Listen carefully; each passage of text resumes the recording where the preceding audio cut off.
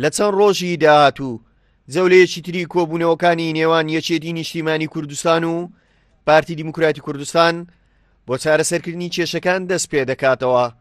سکرتێری مەکتەبی سیاسی پارتی دیموکراتی کوردستان دەڵێت مەسئولیەتی گەورە لەسەر شانی پارتی و یەکێتیە بۆ چارەسەرکردنی ئەو دۆخە.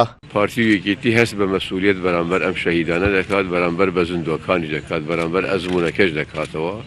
ئەوان شۆڕەشیان کردووە، شەتەلدانیان کردووە، هەڵبژاردنیان کردووە، ئەم کیانیان دامەزراندووە و ئەرکی سەرشانی پارتی و یەکێتیەش ئەم ئەزمونە بپارێزن بەرەو پێش بڕۆن.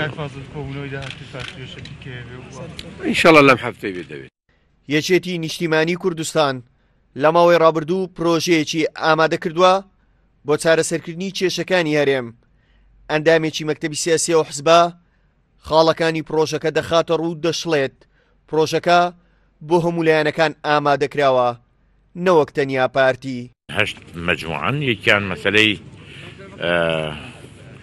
بەلانسە، مەسەلەی هاوسەنگیە کە دەبێت هەر کەس بە پێ ئیستحقاق خۆی پۆستی هەبێ و دەسەڵاتی هەبێ، نەک دەسەڵات زیاتر بێت لە ئیستحقاقی. دووەم مەسەلەی سەرۆکی هەرێم و کێشەکەی، مەسەلەی سەرۆکی پەرلەمان و کێشەی، مەسەلەی شەفافیت لە ناوت، کورتترین ڕێگا بۆ چارەسەرکردنی کێشەی ئابووری و دارایی، ناردنی وەفتێک بۆ بەغا. لە ماوەی ڕابردوودا یەکێتی نیشتیمانی کوردستان و پارتی دیموکراتی کوردستان کۆبوونەوە. پارتی هاتنە پێشەوە و ڕێکەوتن لەگەڵ یەکێتی بە چارەسەرکردنی تەواوی کێشەکان دەزانێت.